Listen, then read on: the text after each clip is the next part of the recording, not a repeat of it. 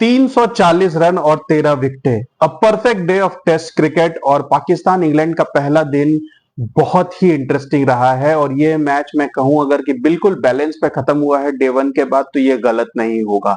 England खुश होगी कि एक स्कोर जो कि एक समय ऐसा लग रहा था कि इंग्लैंड 200 के अंदर ऑल आउट हो जाएगी, इनफैक्ट शायद 150 के अंदर ऑल आउट हो जाएगी। वहां से उन्होंने रिकवर करके 267 का टोटल पोस्ट किया और फिर पाकिस्तान के 3 विकेट भी लिए। तो दिन का सेकेंड हाफ कंप्लीटली इंग्लैंड को बिलोंग करता है, लेकिन पाकिस्तान जो एक समय परेशान हो गई थी कि शायद जो पिच उन्होंने बनाई है वो उस हिसाब से नहीं है जैसा वो सोच रहे थे, क्योंकि इंग्लैंड ने जबरदस्त स्टार्ट ली, 56 विदाउट लॉस चले गए थे वो। और तब सबको ऐसा लगने लगा कि कहीं ऐसा तो नहीं कि ये वापस पुरानी वाली रावलपिंडी पिच है, कहीं ऐसा तो नहीं कि यहाँ फिर से 450 500 600 रन बनने वाले हैं। लेकिन नहीं, जैसे ही बॉल थोड़ी पुरानी हुई वैसे ही पिच ने अपना कमाल दिखाना शुरू हुआ और इंग्लैंड के बैट्समैन आपको पता ही है वो अ, टिकने की कोशिश नहीं करते, वो अपने जो कहते हैं ना कि थोड़ी देर पिच को समझने की कोशिश नहीं करते, वो आते ही अपने शॉट्स खेलने लगते हैं। और हैरी ब्रुक तो बिल्कुल बुरी तरीके से एक्सपोज हो गए हैं। फ्लैट ट्रैक्स पे 100 बना के हैरी ब्रुक ने कमाल कर दिया था। पाकिस्तान में 4 मैचेस में उनकी 4 सेंचुरीज थी, इंक्लूडिंग जो चौथी सेंचुरी थी वो एक ट्रिपल सेंचुरी थी। तो ऐसा लगा कि यार हैरी ब्रुक एक इंग्लिश मैन, लेकिन वो एशियन कंडीशंस में भी इतनी बेहतरीन बैटिंग कर रहा है। लेकिन जैसे ही पाकिस्तान ने टर्निंग ट्रैक बनाई, हैरी ब्रुक को खेलना ही नहीं आ रहा। हैरी ब्रुक ऐसे बैटिंग कर रहे हैं मानो कोई टेलेंडर है। आते ही स्वीप शॉट्स खेल रहे हैं, वो बॉल को फ्रंट फुट बैक फुट जैसी चीज उनके समझ के बाहर है, वो सिर्फ स्वीप मारने की कोशिश करते हैं और उसी चक्कर में आज फिर से बोल्ड हो गए। पिछले इनिंग्स में भी मैं आपको बता दूं वो इसी तरीके से क्लीन बोल्ड हो गए थे क्योंकि उन्हें समझ में ही नहीं आ रहा था। तो इस तरीके की बैटिंग से इंग्लैंड सरवाइव नहीं कर पाएगी। और बेन स्टोक्स वाले ही काम कर रहे हैं। जी हाँ, ये दूसरा बेन स्टोक्स विराट कोहली वाला बेन स्टोक्स है। भाई आप कर क्या रहे हो? आप 100 से ऊपर टेस्ट मैच खेल चुके हो, एशियन कंडीशंस में इतनी बार बैटिंग कर चुके हो, आप इंग्लैंड के कैप्टन हो और ये तीसरी बार कंटिन्यूअस है कि एकदम मतलब मुझे समझ ही नहीं आ रहा, शायद अब बेन स्टोक्स का इंटरेस्ट खत्म हो गया है क्रिकेट से। शायद उन्हें ऐसा लग रहा है कि वर्ल्ड टेस्ट चैंपियनशिप में तो हमें जाना नहीं है, तो मैं क्या कर रहा हूँ। वो टाइम पास कर रहे हैं। मुझे लगता है कि इंग्लैंड उनके बिना ही ज्यादा अच्छा खेल रही थी, उनके आने के बाद वो एक परेशानी बन गए हैं टीम के लिए। आज फिर से एक बहुत ही हॉरिबल स्ट्रोक खेल के वो आउट हो गए। बट पहले बात करते हैं स्टार्टिंग से। जैक क्रॉली ने बढ़िया इनिंग्स खेली, जितनी देर वो थे सही लग रहा था, लेकिन फिर eventually one shot too many के चक्कर में जैक क्रॉली आउट हो गए।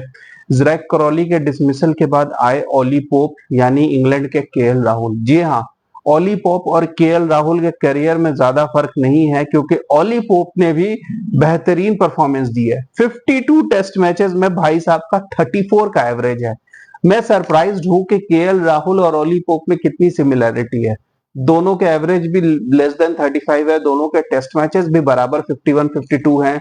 इन दोनों ने बड़ी बड़ी टीम्स को खेलते हुए उनकी कैप्टेंसी भी की है। ओली पोप भी इंग्लैंड के कैप्टन रह चुके हैं और केएल राहुल इंडिया के कैप्टन रह चुके हैं टेस्ट क्रिकेट में भी। इमेजिन कर सकते हैं आप कि इतने ऑर्डिनरी प्लेयर्स और इनको इतनी बड़ी मौके, मतलब इतना बड़ा मौका उनको कैसे मिल गया कि ये लीड कर सके, क्योंकि 50 टेस्ट मैच तो खेलने ही नहीं मिलना चाहिए ऐसे प्लेयर्स को जिनकी एवरेज 33 34 की है। बट एनीवेज ओली पोप आए और हमेशा की तरह घटिया बैटिंग की, 3 रन पे एलबीडब्ल्यू हो गए। जो रूट जो पहले मैच में डबल सेंचुरी बनाई, तो लगा कि शायद इसी सीरीज में वो धमाल करने वाले हैं। वो फिर से फ्लॉप, उनके भी मतलब उनके भी एक्सपीरियंस से ये उम्मीद की जाती है कि वो थोड़ी लंबी बैटिंग करे। वो भी 5 रन पे आउट। हैरी ब्रुक का और बेन स्टोक्स की तो खैर बात ही छोड़ दीजिए। बेन डकेट जो इंग्लैंड के सबसे कंसिस्टेंट बैट्समैन रहे हैं, पिछले टेस्ट में भी सेंचुरी बनाई थी, पहले टेस्ट में भी बढ़िया बैटिंग की थी जबकि अंगूठा टूट गया था, और इस टेस्ट मैच में भी बेहतरीन बैटिंग कर रहे थे। उन्होंने 52 रन बनाए, अग्रेसिव थे, बढ़िया बैटिंग कर रहे थे, मगर उन्हें मिल गया एक शूटर। शूटर आप समझते होंगे, वो बॉल जो पिच करने के बाद बाउंस ही नहीं करती, बिल्कुल ग्राउंड लेवल पे तेजी से अंदर स्किट कर जाती है। अनफॉर्चुनेट थे वो, जिसकी वजह से उनकी डिसमिसल हुई। और फिर एक ऐसा स्टेज आया जब 56 विदाउट लॉस से इंग्लैंड 118 पे 6 हो गई। और कौन थे सारे ट्रबल मेकर? फिर से वही दोनों, साजिद खान और नोमान अली। और सरप्राइजिंगली पिछली इनिंग्स जो सेकंड इनिंग्स थी पाकिस्तान की, जो इंग्लैंड की रादर, उसमें सारी बॉलिंग इन दोनों ने ही की थी। और यहां पर भी पहले पूरे सेशन सिर्फ इन दोनों ने ही बॉलिंग की। Can you believe it? Aamir Jamal को बॉलिंग ही नहीं मिली इस पूरी इनिंग्स में। इनिंग्स की स्टार्ट इन दोनों ने ही की और इन दोनों ने ही पूरी बॉलिंग की पहले सेशन में। दूसरे सेशन में जाके बॉलिंग चेंज हुआ है और मेरे ख्याल से किसी दो बॉलर के कंटिन्यूअस बॉलिंग करने का ये कोई वर्ल्ड रिकॉर्ड है, क्योंकि सिर्फ यही दो बॉलर्स हैं जो जिन्होंने लगातार शायद 70-80 ओवर बॉलिंग किए हैं, अगर मैं पिछले टेस्ट और इस टेस्ट को मिला के रखूं before a bowling change by Pakistan. इन दोनों ने ही सारा डैमेज किया। और जेमी स्मिथ, जिनकी तारीफ मैं पिछले टेस्ट मैच में कर रहा था कि यार मुझे ये बंदा काफी टैलेंटेड लगता है, मुझे लगता है वो अच्छा खेलेगा, पिछले टेस्ट मैच में इन्होंने धोखा दिया, तो इस बार मैं चुप था कि यार इनकी बात क्या करनी है, तो मुझे लग नहीं रहा है कि शायद ये खेलेंगे। आज उन्होंने इवेंचुअली अपना टैलेंट दिखाया। जेमी स्मिथ और गस एटकिंसन, जिनके पिताजी भी आए हुए थे, ऑडियंस में बैठे थे, इन दोनों ने 118 फॉर 6 से इंग्लैंड की एक जबरदस्त रिकवरी कराई और 225 तक ले गए।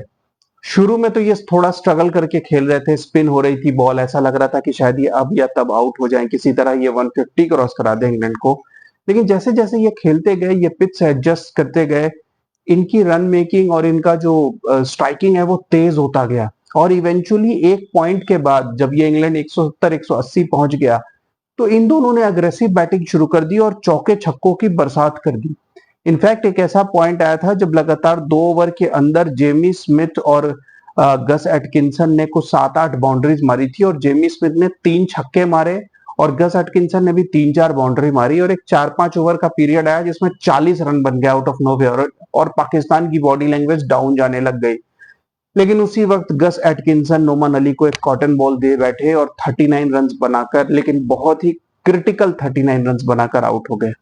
उसके बाद रेहान अहमद और जैक लीच ने भी थोड़ी बहुत पार्टनरशिप की और जेमी स्मिथ जो मुझे ख्याल से एक अनफॉर्चुनेट थे कि एक जबरदस्त 100 मिस कर गए। 89 के स्कोर पे वो उन्होंने एक ऐसा स्वीप मारा जो बॉल यही खिल गई, मे बी शायद थोड़ा लेंथ उन्होंने गलत रीड कर लिया था, मगर वो 89 की इनिंग्स बहुत ही आउटस्टैंडिंग थी और इंग्लैंड को एक डिसाइडिंग टेस्ट मैच में वापस ले आई। 267 ऑल आउट। साजिद खान फिर से 6 विकेट, नोमान अली 3 विकेट और 1 विकेट मिला जाहिद महमूद को। फाइनली 1 विकेट किसी और बॉलर ने लिया। जाहिद महमूद, जिनको पहले टेस्ट मैच में ज्यादा बॉलिंग नहीं मिली थी, यहाँ वो 10 ओवर किए, शुरू में तो उन्हें रन पड़े, लेकिन इवेंचुअली उन्होंने एंड में आके जेमी स्मिथ का इंपॉर्टेंट विकेट लिया। इंग्लैंड के साथ जो भी पाकिस्तान ने पिछले टेस्ट मैच में जीत दर्ज की है, उससे एक चीज तो क्लियर हो गई है कि गोइंग फॉरवर्ड अब पाकिस्तान ऐसे ही पिच बनाएगा।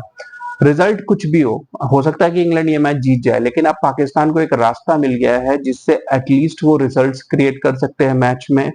एटलीस्ट गोइंग फॉरवर्ड वो ये नहीं कहेंगे कि हमारे पास तो स्पिनर्स ही नहीं है, क्योंकि ऐसे पिच बनाएंगे तो आपके स्पिनर्स इफेक्टिव होंगे, वो काम में आएंगे। और गोइंग फॉरवर्ड मुझे लगता है कि अब शादाब खान और मोहम्मद नवाज जैसे ऑर्डिनरी प्लेयर्स टीम में नहीं आएंगे, बल्कि क्वालिटी स्पिनर शायद पाकिस्तान टीम में अगले 1-2 साल में आ जाए। और साजिद खान ने जैसी परफॉर्मेंस की है गोइंग फॉरवर्ड टेस्ट टीम में, तो ये डेफिनेटली खेलने वाले हैं। पाकिस्तान की बैटिंग आई और स्टार्टिंग तो काफी सॉलिड लग रही थी, ऐसा लग रहा था कि शायद पाकिस्तान बड़ी लीड लेगी यहाँ पे, 35 रन तक तो वो बड़े कॉन्फिडेंट नजर आ रहे थे। लेकिन फिर प्रिंस अब्दुल्ला शफीक, जिनके बारे में मैं आपको पिछले मैच से कह रहा हूं कि वो बहुत ज्यादा बोल्ड होते हैं, इस बार वो बोल्ड नहीं हुए। इस बार वो एलबीडब्ल्यू हो गए।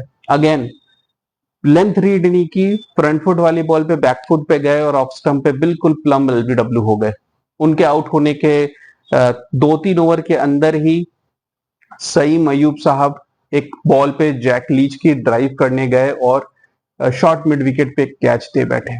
और कामरान गुलाम, बाबर आजम साहब के रिप्लेसमेंट, जिन्होंने अपने डेब्यू में सेंचुरी बनाई थी, वो फास्ट बॉलर पे आउट हुए। इकलौता विकेट जो फिलहाल फास्ट बॉलर को मिला है इस मैच में, और गस एटकिंसन को लाया बेन स्टोक्स ने, क्योंकि पिछले मैच में ही ये देखा गया था कि जब बॉल थोड़ी सी स्विंग, रिवर्स स्विंग हो रही थी तो कामरान गुलाम कंफर्टेबल नहीं थे। हालांकि वो एक टर्निंग पिच थी और स्पिन में उनका कमांड काफी अच्छा है, लेकिन फास्ट बॉलर्स जब बॉल को रिवर्स, इवन बेन स्टोक्स अपनी पेस पे जब रिवर्स करा रहे थे तो उन्होंने 1-2 एज किए थे। तो इवेंचुअली ये एक वीकनेस बेन स्टोक्स ने नोटिस की और तुरंत उनके आते ही गस एटकिंसन को लगाया और बिल्कुल सही साबित हुआ उनका ये मूव जब उन्होंने कामरान गुलाम को बोल्ड कर दिया। तो कामरान गुलाम की ये वीकनेस ऑलरेडी दूसरे टेस्ट में नजर आ गई है। हालांकि मैं यही कहूंगा कि किसी ने 50 प्लस टेस्ट मैचेस खेले हैं तो उसको 2 टेस्ट मैच खेलने वाले से कंपैरिजन नहीं करनी चाहिए, क्योंकि यही एक्सपीरियंस है जो आदमी खेलते खेलते गेन करता है। आप कामरान गुलाम साहब जब देखेंगे कि हाँ ये सब बॉल्स पे मुझे प्रॉब्लम हो रही है, तो इसके ऊपर काम करेंगे और शायद 8-10 टेस्ट मैच के बाद वो ये अपनी जो टेक्निक है उसको और कॉम्पिटेंट कर सकेंगे क्वालिटी पेस के अगेंस्ट। उस सिचुएशन में पाकिस्तान और बुरी तरीके से फंस सकती थी, क्योंकि 46 फॉर 3 और थोड़ा टाइम बाकी था, लगभग 10 ओवर बाकी थे दिन के, लेकिन कैप्टन शान मसूद और पाकिस्तान के ब्रैडमैन साउथ शकील साहब, इन दोनों ने मिलकर छोटी सी पार्टनरशिप की, 27 रन जोड़े और इंश्योर किया कि पाकिस्तान के और विकेट ना गिरे।